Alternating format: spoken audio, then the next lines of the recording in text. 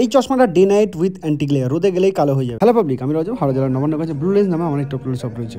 এই ফ্রেমটার মধ্যে blue cut with anti glare, তার সঙ্গে ডে নাইট সবকিছু ফিচার্স একটার মধ্যেই রয়েছে। এটাতে শুধু বাইক চালানোর জন্য না, এটাতে তুমি রোদ্দুরের সানগ্লাস হিসেবে ইউজ করতে পারবে। সব কটা পারপাস একটার মধ্যেই রয়েছে।